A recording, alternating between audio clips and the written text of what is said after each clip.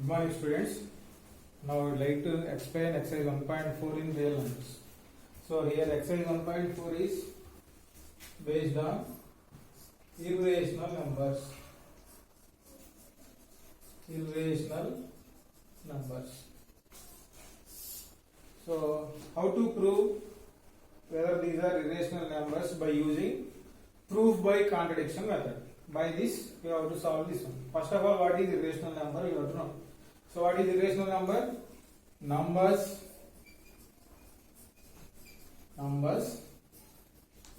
which are not in the form of p by q, where p comma q belongs to z and q not equal to 0.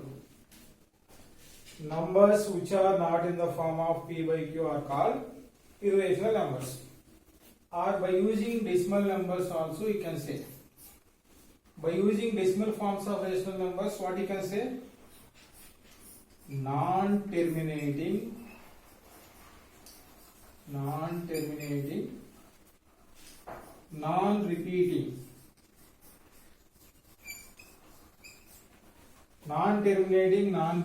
decimals are called irrational numbers.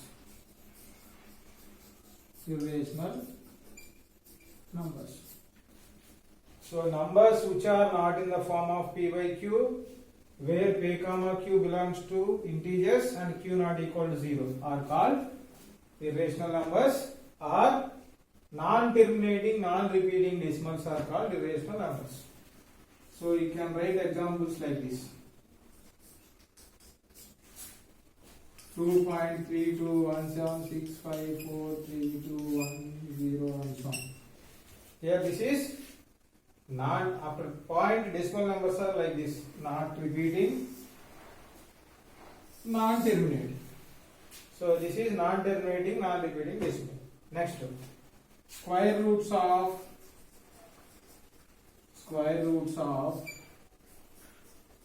non-perfect squares are irrational numbers. Square roots of non-perfect square numbers. That means root 2. Square root of, or these 2 is not a perfect square. What are perfect square? If every number is multiplied by itself, then you will get square of number. Perfect square means if it is the square of any other number, then you can say that is a perfect square. Suppose when you are writing 4, this 4 is square of 2 square. That's why it is a perfect square. Similarly, 9 is square of 3 square. That's why it is perfect square. 81, this is square of 9 square. That's why it is a perfect square. Like this you will write perfect squares. Here square roots of non-perfect squares. Square root of non-perfect squares are irrational numbers. Square root of 2. Here 2 is not a perfect square. Why? Because we can't write 2 as any number power 2. That's why it is non-perfect square. Square root of 2. Similarly, square root of 3. Square root of 5. Square root of 6. Square root of 7. Square root of 8, square root of 10, and so on. Similarly, cube root of non-perfect cubes are irrational numbers. What is square root of non-perfect cubes? Cube root of non-perfect cubes. Cube root 2, cube root 3, cube root 4, cube root 5, cube root 6, cube root 7, cube root 9, and so on. Here why I am not writing cube root 8 means cube root 8 is 2, because 8 you can write 2 cube. That's why cube root of all these numbers also irrational numbers. So like this you can write examples for irrational numbers. Now here you have to prove any irrational number as irrational number by using proof by contradiction method. Proof by contradiction method. So root 2, root 3, root 5, root 7, root 11 and so on. All these you have to do in same process. So first you have to prove root 2. Prove that root 2 is irrational. Irrational. So for this you have to use the method proof by contradiction method. What is proof by contradiction method? Proof by contradiction method means first you have to assume what is the you have to prove that you have to assume in a wrong manner. That means here you have to prove root 2 is irrational. For this you have to assume wrong manner means you have to assume root 2 is not irrational. So by doing so, that means after taking wrong assumption, by doing this problem continuously, at somewhere we will get wrong. Why you are getting that wrong means because of our wrong assumption. Finally we can conclude what is the given that condition is the truth. That is the proof by contradiction method. So by using that method, here you have to prove root 2 is irrational. So using that method, first what you have to do? You have to assume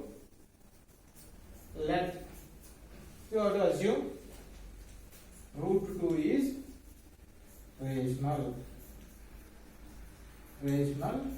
number. You have to prove root 2 is irrational, but we are assuming root 2 is rational. That is the proof by contradiction method. So let root 2 is rational number. What you know about the definition of rational number? Any rational number is in the form of p by q, where p comma q belongs to z, q not equal to 0. That's why we are writing root 2 as p by q, where p comma q belongs to z, q not equal to 0. And one more condition we are taking here. What is that condition is? P by q means it is in the form of rational number.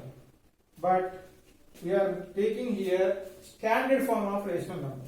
That means GCD of p comma q equal to 1. For p and q there is no common factor other than 1. That means if you are taken 2 by 3, both of these two there is no common factor other than 1. When you are taken 8 by 14, it is not simplest form. Why? Because this you can write 2 into 4, this you can write 2 into 7. Here 2 is common for both 8 and 14. So this is not standard form, this is the standard form. So here we are considering p by q as the standard form of rational number. That means for both p and q have no common factor other than 1. 1 కాకుండా ఏం common factors ఉండదు p కి q కి. So after writing root 2 as p by q, where p by q are p and q are the co-primes. That means there is no common factor other than 1. Squaring on both sides. Squaring on both sides. Root 2 whole square equal to p by q whole square. So what is root 2 whole square? Square root cancel, 2 equal to p square by q square. Now cross multiplying these two. For 2 there is no denominator, means denominator is 1. Cross multiplying these two, p square equal to 2q square. You will get p square equal to 2q square. That means what we are writing p square value as 2 into some value. That means 2 is a factor of p square. If 2 is a factor of p square, then we can write 2 is a factor of p. That you have to consider as equation 1. So here p square we are writing 2 into q square. That means 2 into some value. So we are writing p square as multiple of 2. 2 into some value. That's why this 2 is factor of this p square. That's why I am writing 2 is a factor of p square. If 2 is a factor of p square, then it divides p. That is another theorem is there in your textbook. That means if a divides p square, then a divides p also. That means if you consider the example, if you take an 4, 2 divides 4. What is 4 square? 16. 2 divides 16 also. Similarly, if you take in any value, if 3 divides 9, 3 divides, what is 9 square value? 81. 3 divides 81 also. So, here 2 is a factor of p square, that implies 2 is a factor of p. If 2 is a factor of p, then how you can write p value? You can write p value as multiple of 2. P equal to, that we are assuming p equal to 2 into some constant, where this constant belongs to natural numbers. So here 2 is a factor of p, that's why we are assuming p equal to 2k, where k belongs to n. p ki 2 factor kabatti p ni 2 multiples lo rasantu. Now substitute p equal to 2k in, now consider this as equation 1, this as equation 2. In equation 1, substituting in equation 1, what you get in place of p you have to write 2k. 2k whole square equal to 2q square. 2k whole square, 2 square. 4k square equal to 2q square. 2 gets cancelled. Q square equal to 2k square. That means we are getting q square value as 2 into some value. Q square is multiple of 2. That when p square is multiple of 2, what you written? 2 is a factor of p square. Now q square is multiple of 2. Therefore, what you can write? 2 is a factor of q square. When 2 is a factor of q square, 2 is a factor of q. This is equation 3. From 2 and 3, what you can conclude? 2 is a factor of p here, 2 is a factor of q there. So from 2 and 3, we can write 2 is a factor of both p and q. 2 is a factor of both p and q. But what we are assuming in the beginning? For p and q, there is no common factor other than 1. p ki q ki 1 kaakunda in k factors undagodu. But here what you are getting? 2 is a factor of both p and q. So it is a contradiction to, which is a contradiction to our assumption that, what is our assumption? For p and q there is no factors other than 1. So p ki q ki 1 kaakunda in k factors undagodu anukunnam. Only one factor undalu anukunnam. Here what you are getting? 2 is a factor of both p and q. So it is a contradiction to our assumption. Why we are getting this assumption? Because we are assuming root as rational number. Therefore, our assumption is false. Therefore, root 2 is irrational number. So, proof by contradiction method, first we are assuming root 2 is rational. By doing so, here we are getting contradiction. Why we are getting this contradiction means we are assuming root 2 in a wrong manner. That's why finally we are concluding root 2 is irrational number. This is the method to solve irrational number by using method of proof by contradiction method. So once again I will explain you once. We are assuming, first you have to assume root 2 is rational. We know that any rational number is in the form of p by q, where p comma q belongs to z and q not equal to 0. Now squaring on both sides. Root 2 square equal to p by q whole square. 2 equal to p square by q square. P square equal to 2q square. 2 is a factor of p square. Why? Because p square we are writing 2 into some value. That's why here p square we are considering multiple of 2. That's why 2 is a factor of p square. If 2 is a factor of p square, you can write 2 is a factor of p. So when 2 is a factor of p, you are writing p value as multiple of 2. Now substituting this value in equation 1, p square in place of p, you are writing 2k. 2k square equal to 2q square.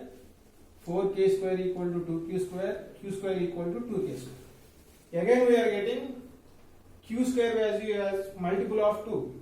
This q square value is multiple of 2. So that's why 2 is a factor of q square. When 2 is a factor of q square, we can say 2 is a factor of q. From both of these two conditions, from second and third condition, we can write 2 is a factor of both p and q. So it is a contradiction to our assumption. What is that assumption? Both p and q having no common factors other than 1. So therefore our assumption is false. Finally you can conclude root 2 is irrational number. Similarly you can do root 3, root 5, root 7, root 11 also. So in place of this value, simply you have to change those numbers.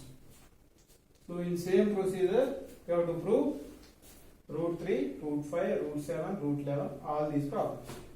So for the remaining problems, in another method you have to do in this method based on these problems. Based on this root 2 value, same problem you have to do root 3, root 5, root 7, root 11. All these remaining problems you have to do by using this method. So next method I will tell you afterwards.